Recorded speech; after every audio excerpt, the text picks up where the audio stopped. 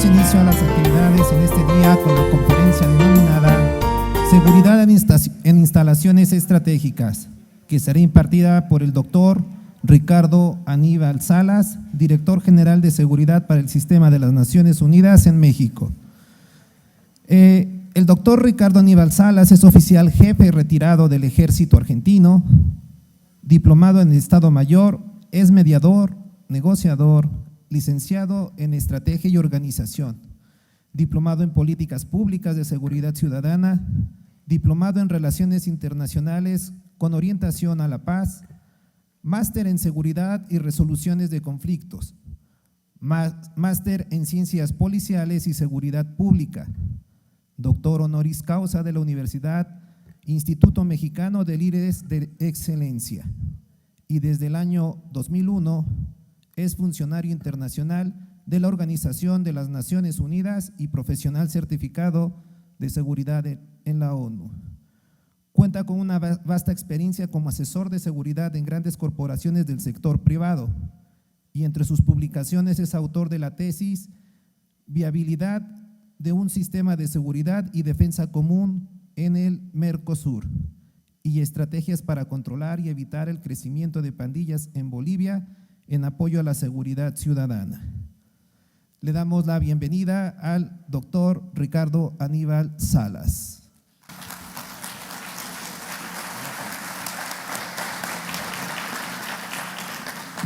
Bueno, muchísimas gracias, muy buenos días, damas y caballeros, es un placer, un honor estar acá.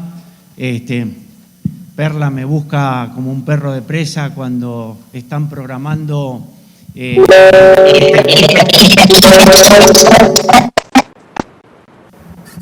bárbaro, se están conectando algunos de Marte. Entonces, porque Perla asegura que lo consiguió, pero bueno, alguien… un placer estar acá, un honor. Perla, muchísimas gracias por pensar en nosotros que podemos llegar a aportar algo a este espacio de formación. Somos unos convencidos que la formación, el intercambio de información es el vehículo que nos permite crecer como profesionales de seguridad. Seguramente a todos, pero los profesionales de seguridad. Así que muchísimas gracias por dejarnos y convocarnos e invitarnos. Creo que hemos participado en todos los eventos de FIBINA, menos en uno de época de pandemia que estábamos medio guardados. Así que un placer. También escuché que hay gente conectada de otros países, así que es desafiante. Gente de mi país, especial saludo. Gracias por los aplausos iniciales, vamos a ver si se concretan al final, porque después dicen a este no lo aplaudan. Muy bien. ¿Qué es lo que traigo para mostrarles yo a ustedes acá? Si me ayudan, muy bien. Lo que yo les propongo hoy a la mañana es hablar de este tema de la protección de las instalaciones estratégicas. Vamos a navegar un poquito por algunas definiciones rápidas de instalaciones estratégicas, porque a veces uno se imagina algo como que está fuera del alcance y realmente no queremos que esa sea la imaginación preponderante. Lo que nosotros buscamos es que ustedes lo asocien a una instalación importante y vital. ¿Cómo lo vamos a ver y cómo nos vamos a aproximar a estas definiciones? A través del sistema o de la metodología de evaluación de riesgo que tiene la Organización de Naciones Unidas para hacer esto. Entonces, les estamos trayendo esto y además le estamos agregando el entorno COVID, que es un desafío para los profesionales de seguridad el día de hoy. Nuestra mente quiere deshacerse de eso, pero la realidad es que no podemos, que esa será la próxima normalidad.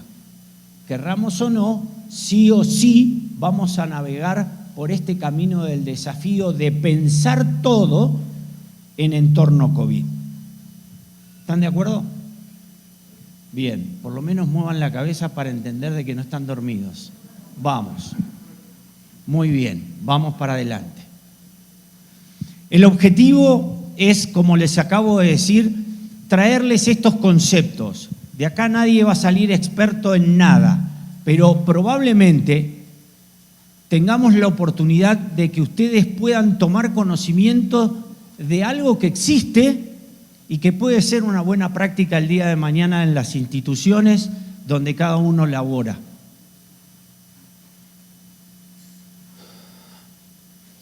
El sistema de Naciones Unidas en el mundo es majestuoso por lo menos en número, por lo menos en dimensión. Después cada uno hará sus propios valores en cuanto a resultado. Pero en términos de instalaciones es tremendamente grande. Para que ustedes tengan una idea, acá en México el sistema de Naciones Unidas tiene actualmente 3.873 personas con familia desplegadas.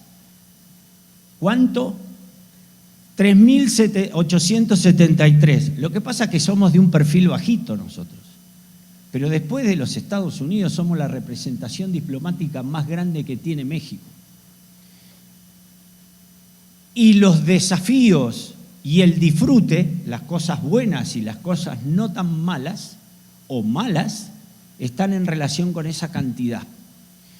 Yo recién les mostraba un mapita para que ustedes vean, ese es el organigrama que tiene a nivel mundial la ONU, y esos que están en cuadradito rojo, que no se lee muy bien, por eso lo paso rápido, son los organismos que están representados acá en México. Como les digo, vamos para adelante de nuevo, todos esos loguitos o esos emblemas que están ahí son las agencias, fondos y programas que están representadas acá en la ONU. Estoy seguro que más de uno o más de una conoce de lo que le estoy hablando. Conocen de UNICEF, conocen del Programa de Naciones Unidas para el Desarrollo, conocen del Alto Comisionado de Naciones Unidas para los Derechos Humanos, el ACNUR, el Alto Comisionado para los Refugiados, la Organización Internacional de Migraciones, la Organización Internacional de la OASI, la Comisión Económica Latinoamericana. Estoy seguro que más de uno conoce. Pero todo eso está en su país, está acá, en México, desplegado. Y por supuesto que en este estado también trabajamos. Para que tengan una idea, ese es nuestro despliegue territorial, esas son nuestras suboficinas. Es un desafío de gran magnitud trabajar acá y apoyar a México en los distintos temas según los mandatos que tiene la organización. Esas son, además de las oficinas, los despliegues específicos donde no tenemos oficinas. Hay una variedad y una cantidad impresionante de actividad por parte del sistema de Naciones Unidas. En algunos lugares nos reconocen y en otros lados nos confunden, en otros lados no entienden lo que hacemos, pero la realidad es que intentamos hacerlo. Entrando ya al tema que nos convoca, les traigo algunas definiciones que no son de manual, pero sí nos permiten entender de lo que vamos a hablar. Cuando hablamos de instalaciones estratégicas, estamos pensando en infraestructura crítica, en algo donde se realizan servicios esenciales, ¿sí? En algo difícil de reemplazar, en algo que si se pone en pausa, retomar la acción, retomar la actividad, significaría un esfuerzo realmente importante o de magnitud. Eso significa instalaciones críticas o instalaciones estratégicas. Hay distinto nivel para esas instalaciones. Si esa instalación es afectada, el impacto provocaría una crisis en un sistema, en un Estado, provocaría una crisis en una institución.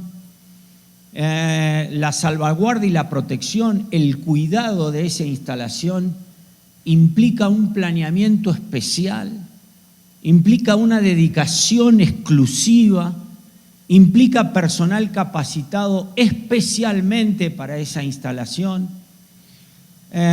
funcionan servicios y se realizan acciones que son indispensables, ya sea para gobierno, para funcionamiento, etc. Eso para entender de lo que vamos a hablar. Es muy importante tener claro que para poder administrar, mil disculpas, espero no ser yo el que está provocando este ruido, para poder administrar este tipo de instalaciones hay que pensar en los planes de continuidad de operaciones. Se necesita un esfuerzo especial para poder planificar la ocurrencia y el impacto que tendría alguna acción sobre esa instalación que la deje inactiva. Muy bien. Y por supuesto, le agregamos el entorno COVID. O sea, estoy diciendo que vamos a hablar de algo que es tremendamente importante y a ese algo le vamos a agregar el componente del entorno COVID. Muy bien. Para que tengan una idea, la Organización de Naciones Unidas tiene mucho de esto. Tiene muchísimo de instalaciones estratégicas o de instalaciones vitales. De hecho, que las sedes principales así lo son. Entonces, para que tengan una idea, la ubicación de esas sedes generalmente están en distintos países y en distintos continentes. Y acá mi primer llamada de atención para subrayar un punto.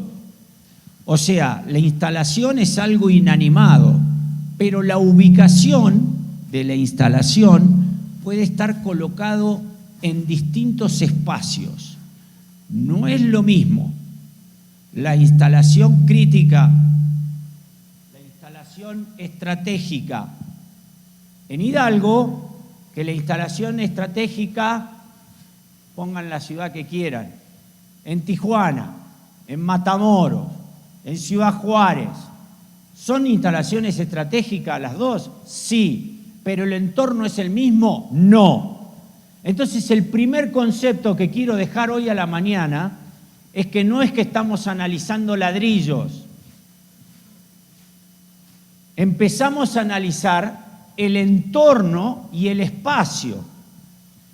No es lo mismo analizar una instalación vital en Hidalgo en cualquier época que en época preelectoral, por ejemplo, o en medio de un desastre natural, por ejemplo. Entonces, cuando hablamos de instalaciones estratégicas, no estamos hablando de un montón de ladrillos con un techo. Estamos poniendo esos ladrillos y ese techo en un contexto. No es lo mismo cuidar la Oficina de Naciones Unidas en Viena, la Oficina de Naciones Unidas en Nueva York, especialmente después del 11 de septiembre. No es lo mismo cuidar la oficina de la CEPAL en Santiago de Chile. ¿Por qué? Porque los contextos son completamente distintos.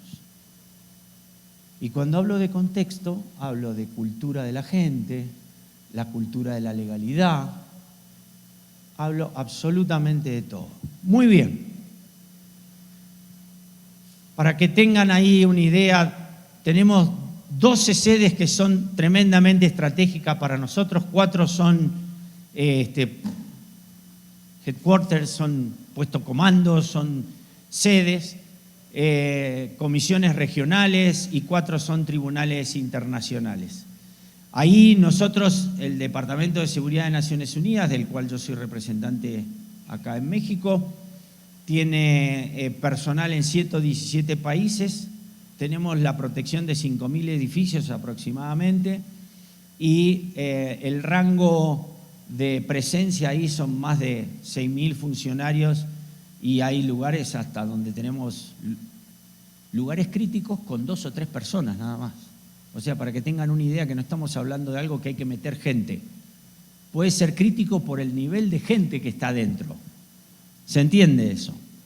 Bien, muy bien. Y los niveles de riesgo que hay que proteger son desde muy bajo a muy alto. Tenemos edificios gigantescos, edificios no tan gigantescos, pero las instalaciones son todo un desafío. ¿Y saben por qué? No solo por el tema del entorno donde se encuentran, sino por el mandato que tiene Naciones Unidas. Si yo cuidase una representación diplomática, pongo un control de acceso y digo, acá entra el que yo quiero. O sea, esta persona no entra, este es el horario, pero me toca trabajar en la ONU, donde nosotros decimos que Naciones Unidas es la casa de todos. Así que las restricciones para nosotros son una restricción. Vuelvo a repetir el juego de palabras. Las restricciones para nosotros son una restricción. O sea, tenemos restricción para poner restricciones. Porque nuestros espacios son espacios abiertos. Nuestros espacios son espacios donde necesitamos que la gente venga para hacer eventos, autoridades, presidentes, congresistas, son espacios abiertos. Entonces, el primer desafío en términos de proteger y de analizar riesgos en una instalación estratégica es que no podemos censurar, coartar, restringir o prohibir, sino que tenemos que administrar. ¿Queda claro? ¿Se entiende el concepto? Muevan la cabecita nomás, con eso ahí está, con eso yo soy feliz. Les juro que con eso soy feliz. Muy bien. Para todo esto tenemos personal especializado que nos ayuda y que lo entrenamos. O sea que por más tecnología a nivel mundial que pueda tener la organización, todo pasa, empieza y termina por la persona, por la capacidad de la persona. Capacidad que no se logra por arte de la naturaleza, sino se logra por el entrenamiento, se logra por la capacitación como pasos principales. Muy bien. Nuestra fortaleza, como les digo, es el personal que ejecuta y materializa la seguridad en instalaciones estratégicas, al margen de toda la tecnología. Ustedes saben muy bien que Naciones Unidas, dentro del Departamento de Seguridad, tiene personal uniformado, tiene elementos, como le llaman acá en México. Tenemos equipos de close protection, de protección cercana, para dignatarios, para funcionarios de alto nivel. Tenemos el personal que hace detección de explosivos, tenemos el tema de tecnología, ciberseguridad, etcétera. Pero todo pasa por la persona. Empieza, pasa y termina en la persona. Muy bien. Pero esa es nuestra fortaleza, nuestro personal. Las actividades comunes promedio, en un edificio estratégico, para que tengan una idea, por ejemplo, en las 12 sedes principales tenemos 1.455 personas de seguridad desplegadas de seguridad. Gente que son vecinos o que trabajan en esos lugares superan los 36.000 personas. Autorizaciones, estoy hablando del año 2016. Un registro de autorizaciones de acceso son casi 9 millones. 3 millones de visitantes en un año. 323.000 operaciones con equipajes, cargas, logísticas que se deben controlar. 1,5 millones de vehículos que entran y salen. 2.700 eventos que se hacen en las distintas sedes. Eventos especiales con personal de seguridad de Naciones Unidas o cubiertos por, y una cantidad impresionante de viajes de personal VIP o recepciones de personal VIP. Esto es en el 2016. Obviamente que en el 2020, año de pandemia, año que todo le ponemos un signo de paréntesis, aunque la vida siguió, los números obviamente deben haber bajado, pero en la mayoría del mundo ya están retomando y tomando el nivel que las actividades necesitan. Esto es un estimado para ponerse en la cabeza los desafíos que tiene un trabajo de esa naturaleza. Obviamente, para poder cumplir con eso, para poder cuidar y para poder dar una respuesta eficiente, los profesionales de seguridad de Naciones Unidas, del Departamento de Seguridad de Naciones Unidas, en el mundo no tienen mucho margen. Porque si nos equivocamos, si no acertamos, las consecuencias y el impacto es determinante. No necesitamos que nos cuenten, ya lo conocemos, ya sabemos cuál es el impacto, ya lo hemos vivido, de los atentados con bomba, los sobres que entran a los edificios con anthrax, ya tenemos toda la información. Ahora, ¿cómo hacemos nosotros para poder dar una protección real a una instalación de ese perfil? El margen es escaso, así que hay que acertar. ¿Cómo tratamos de acertar? Creo que todos quienes están acá, o la mayoría de quienes están acá, damas y caballeros, son profesionales de seguridad o están cercanos a la actividad y al área. Entonces, la mayoría de nosotros tenemos claro lo que es la diferencia entre amenaza y riesgo. ¿La tenemos claro? ¿Sí? Bueno, vamos a ver si coincide con el sí. Para nosotros es tremendamente importante porque este es el punto de partida para entrar en el sistema de análisis de amenaza y riesgo. Si no entendemos lo que significa esto, entonces vamos para otro lugar. ¿Y por qué les digo esto? Porque hay muchos profesionales que se escuchan por la televisión, por la radio, hablando de amenaza y están queriendo decir riesgo. Hablando de riesgo y están queriendo decir amenaza. Y hablan de vulnerabilidad y no sé si tiene sentido lo que están diciendo. Entonces, voy a tratar, para que se entienda bien, de ayudar en clarificar brevemente estas definiciones para nosotros. La amenaza es todo lo que nos puede causar un daño. Eso es para nosotros una amenaza. Básicamente, a la amenaza no la puedo tocar. Con la amenaza no puedo hacer nada más que identificarla, pero no puedo hacer absolutamente nada. A veces alguien dice, hay que neutralizar la amenaza. Yo no estoy de acuerdo.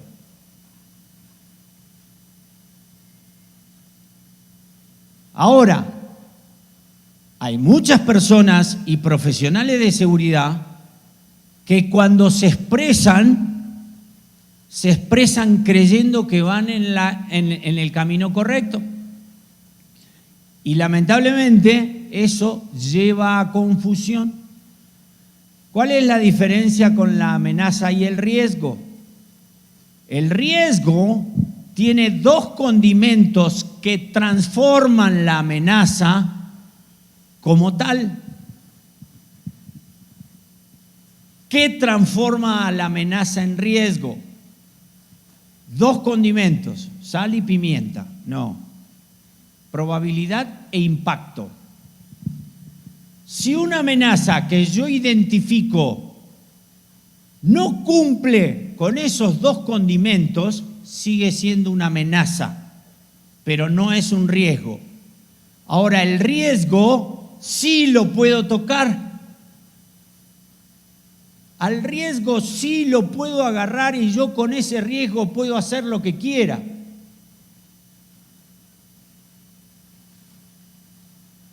¿Por qué?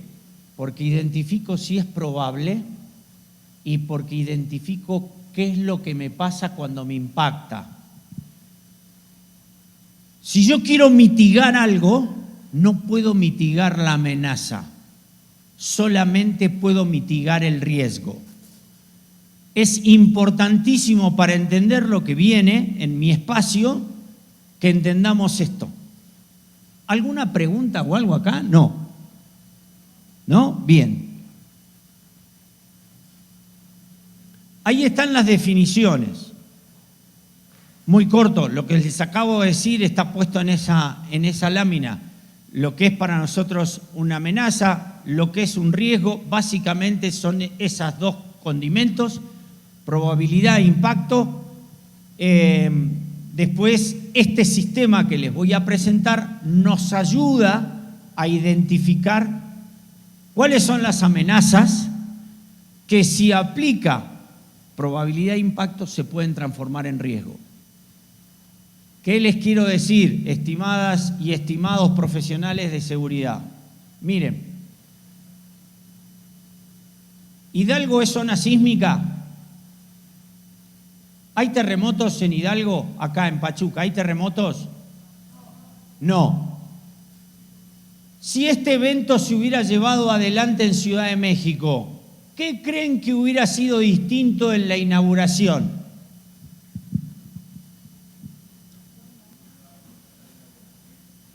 Perdón, fuerte, decilo fuerte. Yo hubiera, seguramente, a ver si coinciden conmigo, hubiera tenido una persona con un chaleco naranja que dice Protección Civil, hubiera parado acá y hubiera dicho, damas y caballeros, muy buenos días, antes de la inauguración del evento, les voy a materializar las puertas de emergencia. Puerta de emergencia número 1, ahí tienen los carteles, puerta de emergencia número 2, están distribuidos los líderes de evacuación, por favor, el ala de la derecha evacúa por acá, el ala... Acá no, eso no pasó. ¿La amenaza terremoto desapareció? No, sigue estando. No manchen, está. Eso está y nadie la puede mover. Ahora el riesgo que hay en Ciudad de México al que hay acá en Pachuca es distinto. Por lo tanto, una medida de mitigación de riesgo, como es parar a un especialista de protección civil acá a decir lo que yo dije, no se tomó. Igual yo la hubiera tomado, pero no se tomó. ¿Por qué? Porque la probabilidad es distinta. Y el impacto, si yo salgo y le pregunto a alguien acá, a la oficial, al jefe de policía, le pregunto, ¿me puede decir el dato de los últimos muertos por terremoto en Hidalgo? Capaz que me mira con cara de loco y me dice, no tenemos ninguno, y toco madera. Porque ese condimento de probabilidad e impacto acá no se da. Entonces terremoto sigue siendo un terremoto, pero no hay riesgo acá de terremoto. ¿Queda claro? Muy bien, muchas gracias por el feedback. Opa, ese es nuestro sistema. Esta famosa rueda es la rueda que nosotros utilizamos para implementar el sistema de análisis de riesgo. ¿Cómo hacemos para determinar que una amenaza que identificamos termina siendo riesgo? ¿Y por qué saben que es tan importante? Por lo que les dije, con el riesgo yo puedo hacer algo, lo puedo minimizar, puedo mitigarlo, con las amenazas no. Entonces, el primer punto, el número 1 y central, ya lo hablamos, es configurar el ámbito y el tiempo. Es ver dónde está ubicada la instalación de la cual yo me quiero ocupar. Pero no solo dónde está el ladrillo con el techo, sino cuál es la circunstancia que rodea a esa instalación y el momento en el que yo voy a evaluar eso. El momento es tremendamente importante. Ese es el punto 1, entender eso. El punto 2 es hacer el análisis de situación. Obviamente que no voy a explicar cada punto por adentro, pero para que ustedes tengan una configuración general, es el análisis de situación. Y ahí entra el Program Assessment, o sea, ¿a qué se dedica esa instalación? ¿Para qué está concebida? ¿De qué vive y para qué vive? La evaluación de programa, lo repito, ¿para qué vive y de qué vive esa instalación? No es lo mismo un hospital que una estación del comando de policía o del secretario de seguridad, no es lo mismo. Al hospital, antes de la pandemia, todo el mundo lo veía con empatía. Cuando empezó la pandemia y algunas personas fallecían en algunos centros hospitalarios, a los hospitales los dejaron de ver con empatía y los empezaron a ver con preocupación. A eso nos referimos con el Program Assessment. Evaluación de amenaza. Empezamos a investigar cuál es la amenaza que puede afectar a esta instalación estratégica. Damas y caballeros, yo solamente quiero decirles que Naciones Unidas evalúa solo 5 amenazas. Solamente 5, no le andamos con vuelta. Porque todo lo demás tenemos que ver si de estas 5 alguna se convierte en riesgo y trabajamos con los riesgos, no con las amenazas. ¿Cuáles son las 5 amenazas con las que trabajamos? Civil unrest, manifestaciones violentas, terrorismo, conflicto armado, crimen común y hazard o peligros. No hay más. A no ser que alguno me diga, che, pero están por atacar los marcianos, hay un ataque que están planeando los extraterrestres. Hasta ahora con esos 5 nosotros nos arreglamos.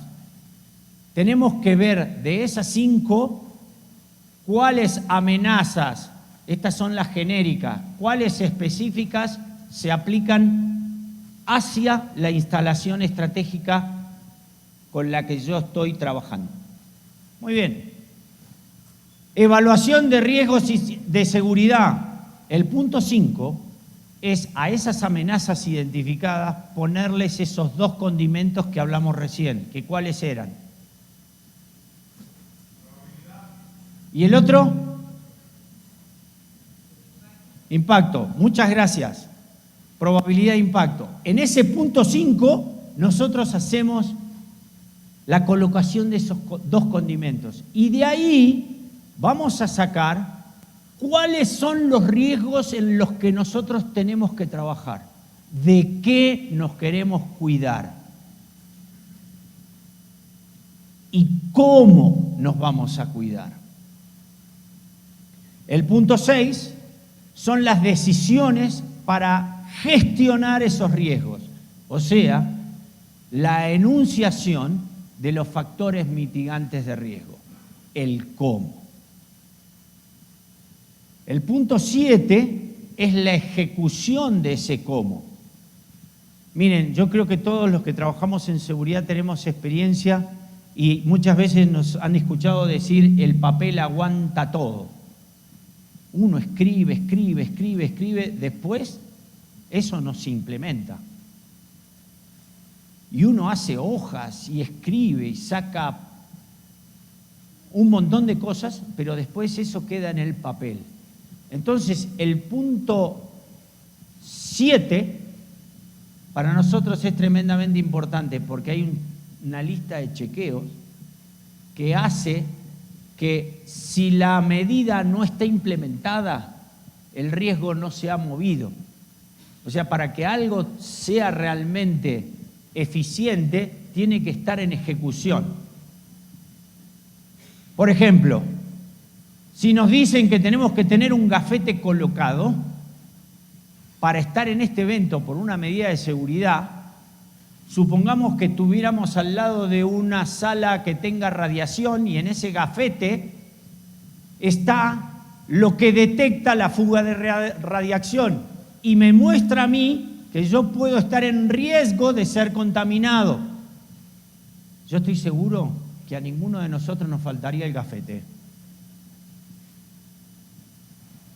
Pero, si no hay un control en la puerta, si el gafete no existe, ¿me lo dan? Sí, lo meto en el bolsillo, no me importa, no pasa nada, tengo el gafete, no tengo el gafete. Pero si el nivel de riesgo por no tener el gafete aumentara, les aseguro que todos tendríamos el gafete. ¿Están de acuerdo conmigo? Muy bien, gracias por mover la cabecita. ¿Vieron? Parecen esos tigres que van en los autos, ¿sí? 8. Riesgo aceptable. Llevar todo ese cúmulo de información, llevar toda esa experiencia de haber implementado los factores mitigantes de riesgo, nos ayudan a nosotros a trabajar con un riesgo aceptable. Y es buenísimo, porque en el riesgo aceptable yo escribo lo que quiero y le traigo eso, no lo que quiero, yo escribo como profesional esto y el resultado se lo llevo a la máxima autoridad y le digo, señor, esto es lo que yo veo, firme acá. Epa. Entonces ahí, desde la más alta autoridad, cuando pone la firma, de ahí para abajo todo el mundo cumple. Porque si no, es puro bla bla y es ejecución de una persona. Y para poder proteger una instalación estratégica o vital, se necesita la decisión y la aceptación del riesgo por parte de la máxima autoridad. Bien. 9, seguimiento y revisión de que eso no cambie. Si algo cambia, se vuelve a empezar. Y obviamente es un proceso cíclico que, supongamos que viene una época de desastres humanitarios o no sé, un mega desastre, entonces lo que cambia es el ámbito geográfico. Entonces se vuelve a empezar. ¿Qué pasa con esa instalación que son ladrillos y techos en el mismo lugar, pero ha cambiado la situación del entorno? Muy bien. Me muevo para adelante, porque si no me van a echar. Esas son las 5 amenazas. ¿Cómo las transformo en riesgo? Básicamente este es un esquema que usamos nosotros que nos ayuda a pensar y yo se los traigo para compartírselo. Ahí están las 5 amenazas y ahora, dentro de la amenaza peligro, hemos colocado una palabra clave, que es el bicho famoso del COVID-19. Ahora, todo lo que hacíamos antes lo seguimos haciendo, pero tratamos de incorporar de manera transversal la protección a las personas por lo que representa el COVID-19. ¿Por qué? Porque por más que estemos vacunados, por más que las personas se cuiden, hay un protocolo que debemos cumplir para tener zonas de trabajo que sean saludables para quienes nos visitan. Y eso es todo un desafío, porque depende de nosotros y también depende de las personas que vienen, que sigan los lineamientos para poder hacer eso. Muy bien, entonces me mando para adelante. Esa es primero la evaluación de amenazas. Ahí dice STI, Security Threat Assessment, el primero arriba a la derecha es el termómetro. Ese es el Security Risk Assessment, o sea, después de identificar las amenazas, como les dije, hacemos la evaluación de riesgo, vemos qué es lo que nos puede hacer daño, si un coche bomba, un ciberataque, y empezamos a generar las medidas de protección para que esa instalación estratégica no quede inactiva. Al margen de que protegemos a las personas que están adentro, pero por eso le pusimos el nombre de estratégica. Tratamos de identificar cuáles son los eventos claramente que nos pueden afectar, cómo nos pueden afectar Y después, como les dije, vemos qué es la dimensión o cuál es la dimensión de lo que quiero cuidar.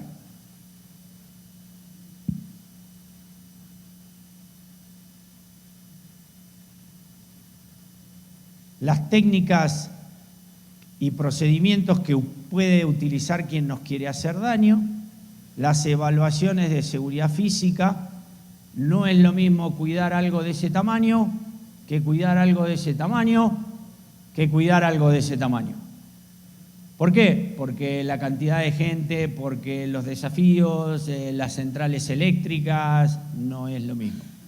Entonces, cada una de este razonamiento se aplica específicamente al lugar en el que se necesita hacer la evaluación. Muy bien.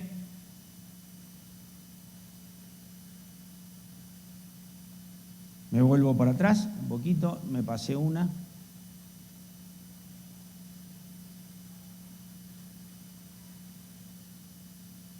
Muy bien, para que tengan una idea, cuando hablamos de evaluación física de nuestras instalaciones, son realmente una cantidad impresionante de ítems que nos convocan, ¿no?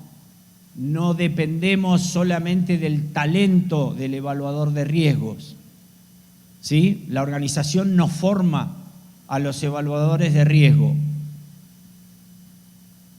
nos entrena, pero no dependemos solamente de eso, sino tenemos una guía para poder hacer esto, protocolos, como se llaman acá, de seguimiento. Entonces, hay una cantidad impresionante y yo solamente quise representarlo en volumen. Y, por ejemplo, de 12 temas de protección de perímetro que tienen un valor, protección de cristales, de ventanas, de vidrios, tiene otra categoría. Los controles de acceso para nosotros son tremendamente importantes y tienen otra categoría y una cantidad y un valor. El tema de los sistemas de seguridad electrónicos, la ciberseguridad, etcétera, tiene otro valor. Y, por supuesto, el tema de protección civil dentro de las instalaciones es también muy importante. Entonces, esto es, además, dentro de los temas de protección civil, el tema de la protección sanitaria a partir de este momento. Muy bien. Identificamos las amenazas que se pueden transformar en riesgo. Encontramos los riesgos. Los ponemos sobre papel o sobre la mesa, si les gusta más. Y a partir de ese momento empezamos a diseñar cuáles son los factores de mitigación para llegar a ese punto 7 y 8 que yo recién les mostré. Para eso tenemos una pequeña regla mnemotécnica que se llama ECAT. Básicamente son los factores mitigantes de riesgo, las estrategias de reducción de riesgo, que es un proceso continuo. Nosotros tenemos que saber si esos riesgos los aceptamos, tenemos que saber si a esos riesgos los controlamos y cómo, y tenemos que saber si a esos riesgos los evitamos y cómo, y tenemos que saber si podemos transferir el riesgo y a quién. Respondernos a estas 4 preguntas para nosotros es tan vital como la instalación. Si acertamos acá, estoy seguro que vamos a tener un acierto en la operación. Si erramos acá, probablemente erremos en la operación. ¿Por qué hago esta mención? Que parece muy obvia, porque no existe alta probabilidad de acierto si esto no lo hace un equipo. Muchas veces hay analistas de riesgos que se venden solos o solas. Es casi imposible que 2 ojos puedan tener una conclusión eficiente. Se necesita un equipo preparado. Por supuesto que el más senior será el que coordina a ese equipo de analistas, pero se necesita mucho debate y se necesita contrastar permanentemente las decisiones. Muy bien.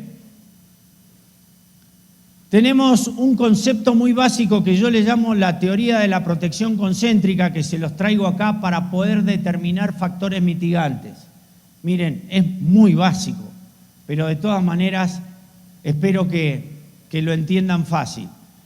Esas flechas que están ahí, las que van para abajo, son el nivel de riesgo, o sea, el impacto que pueden tener sobre la persona que yo pongo en el centro. Pongo una persona, puedo poner una instalación, puedo poner una familia, puedo poner lo que quieran poner ahí. Y las flechitas chiquititas que van para arriba son la capacidad que tenemos para rechazar ese impacto de riesgo. Muy bien. El primer círculo concéntrico, que tiene el color de los semáforos, son las medidas preventivas. O sea, mi esfuerzo de pensamiento y de redacción tiene que estar encaminado a las medidas preventivas. ¿Por qué? Porque son las medidas que podemos hacer cuando no hay que lamentar nada. Estamos felices con una sonrisa en la boca. Después de terminar 2 horas de trabajo nos vamos a comer un taco. No hay ningún problema y no tenemos nada que lamentar. El segundo punto son las medidas disuasivas, el segundo aro. Amarillo. Intentamos que si la amenaza pega contra alguno de esos aros sea rechazada. Y el último son las medidas de reacción, los planes de contingencia, las acciones. Miren, cada uno de esos aros necesita e implica un estudio y un análisis especial. No es lo mismo tener una familia ahí adentro que tener el presidente de un país o toda una instalación estratégica de una organización determinada. ¿Queda claro? Excelente. Medidas disuasivas hay cientos de miles, medidas preventivas hay cientos de miles y medidas de reacción ni se imaginan. ¿Cómo estoy? ¿10 minutos? Muy bien. Las opciones de mitigación pueden ir dirigidas, por ejemplo, entrenamientos. ¿Entrenamientos para quién? Entrenamientos para el personal que da seguridad en las instalaciones estratégicas, por supuesto, pero también entrenamientos para las personas que habitan la instalación estratégica. ¿Cómo no voy a dar entrenamiento a las personas, por ejemplo, no se me ocurre acá, un edificio tremendamente importante? Entreno y vuelvo loco a los vigiladores, al personal de seguridad que hace control de accesos, pero nunca entrené a las personas que habitan ese edificio y trabajan en ese edificio de cómo comportarse al momento de llegar al control de acceso. ¿Por qué no lo voy a hacer? ¿Por qué tengo que pelear el vigilador, el policía tiene que pelear con la persona, su credencial? Ay, no la tengo, no. Esa persona tiene que tener el entrenamiento de saber que la credencial o identificación la tiene que llevar a la vista y que la tiene que poner a la vista y tiene que ser registrada. La persona sola tiene que ir al termómetro y ponerse para que le tomen la temperatura, pasar por el...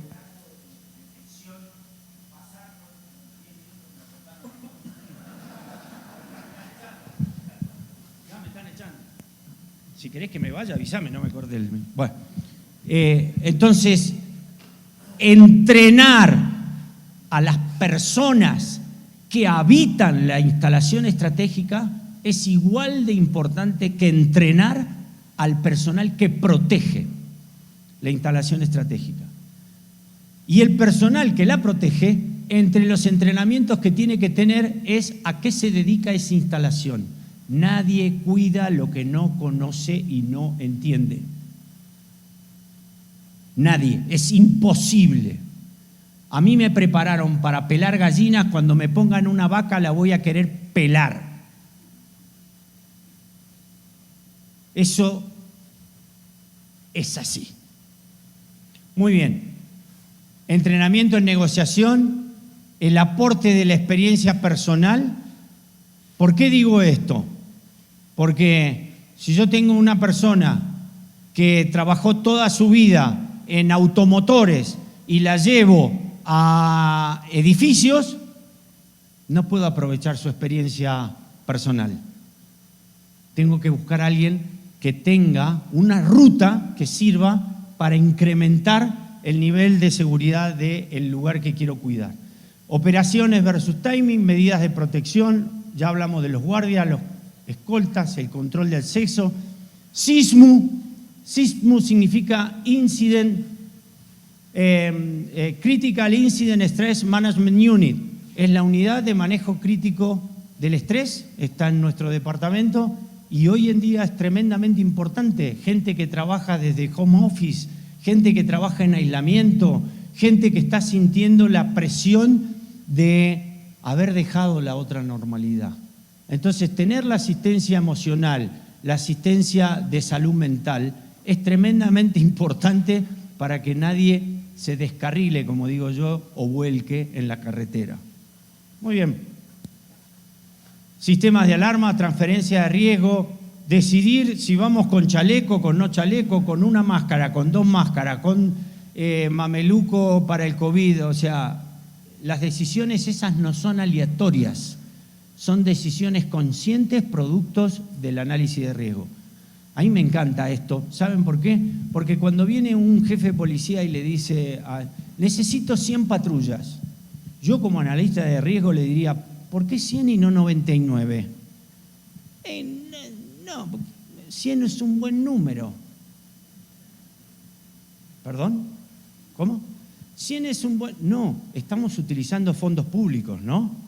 Entonces, cada decisión que se tome tiene que estar apoyado en un análisis de riesgo.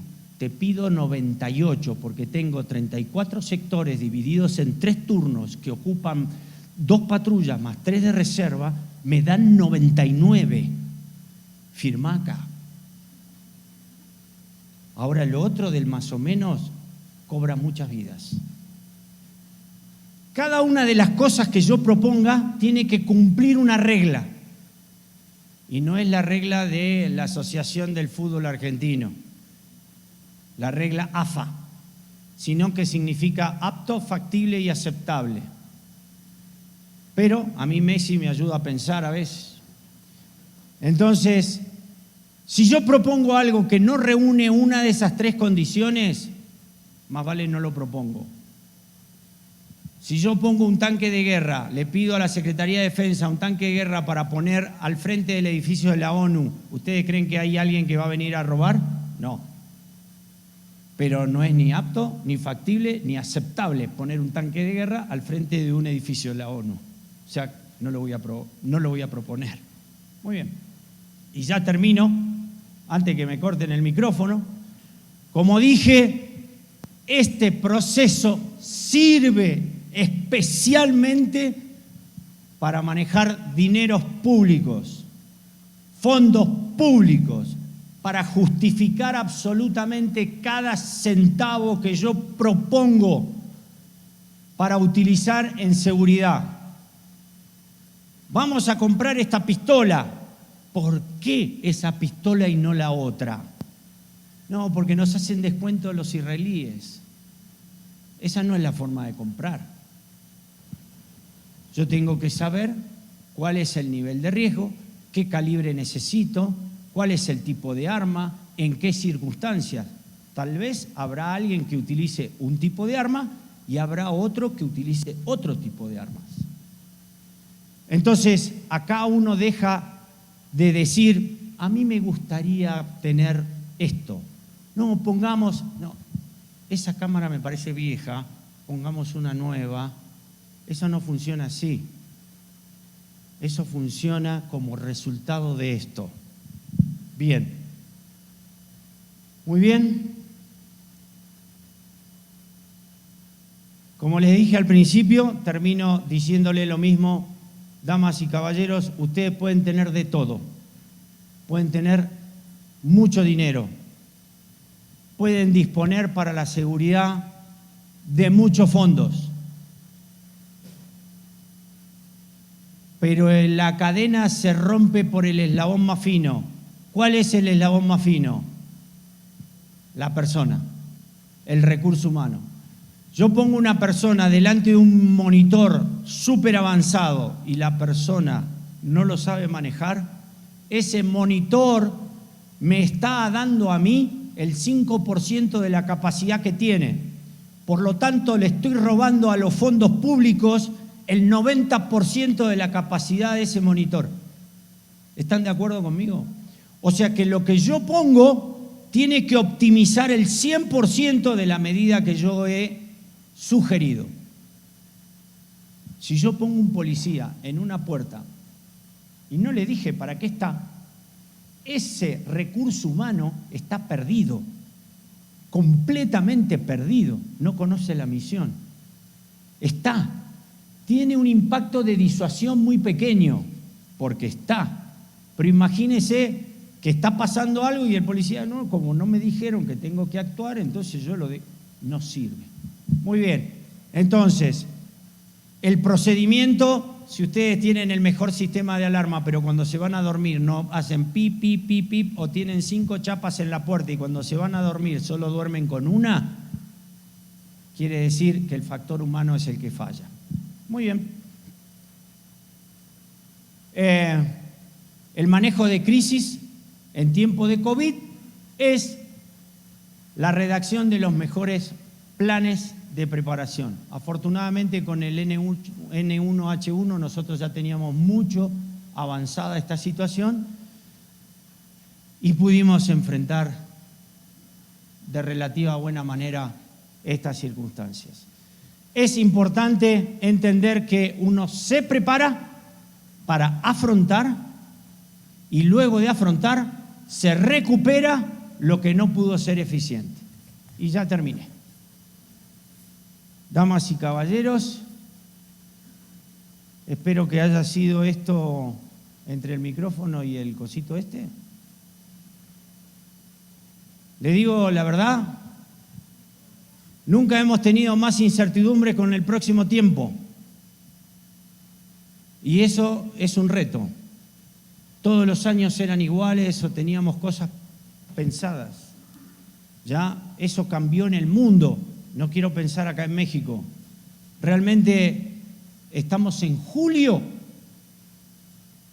Esto se va medio rápido. Incertidumbre y preparación es lo que nos toca. Muchísimas gracias. Hasta acá llegué. Gracias.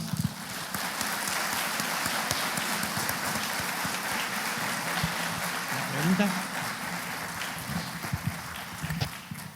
Vamos a dar 5 minutos para realizar preguntas y el doctor sea tan amable de responderlas. Favor de levantar la mano para que les puedan llevar el micrófono. ¿Alguien que quiera realizar alguna pregunta? ¿O fue muy claro o no entendieron nada? Más probable lo segundo. Preguntar a los compañeros ingenieros si hay alguna pregunta en el chat.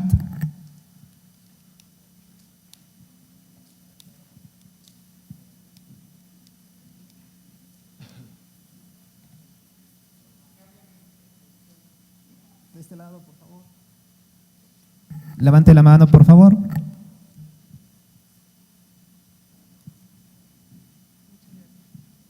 Doctor, muy buenos días. Muchas gracias por su exposición. A mí no me quedó muy claro, si me lo puede repetir, por favor, las 5 amenazas que eran manifestación, terrorismo, conflicto, y me quedaron la duda de las 2 últimas. Si es tan amable, gracias. Claro que sí. Te hago una aclaración. Manifestación no es una amenaza, ¿no? O sea, una manifestación no es una amenaza, pero sí, pero manifestación violenta sí es una amenaza, ¿no? Entonces, yo te nombro las 5: manifestación violenta, terrorismo, crimen, conflicto armado, y la última es hazard o peligros, donde entra los desastres humanitarios, los deslaves, las inundaciones, terremotos, todas esas cosas que los mexicanos conocen y bien, lamentablemente, o el pueblo mexicano conoce y bien. ¿Algo más? Muy bien, muchísimas gracias. Le dejo el lugar al próximo ponente. Cuídense mucho y felicidades.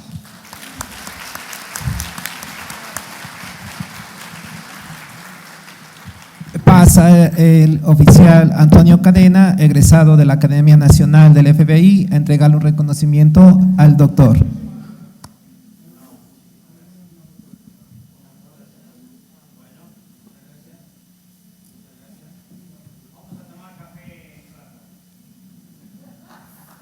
Un fuerte aplauso para el doctor.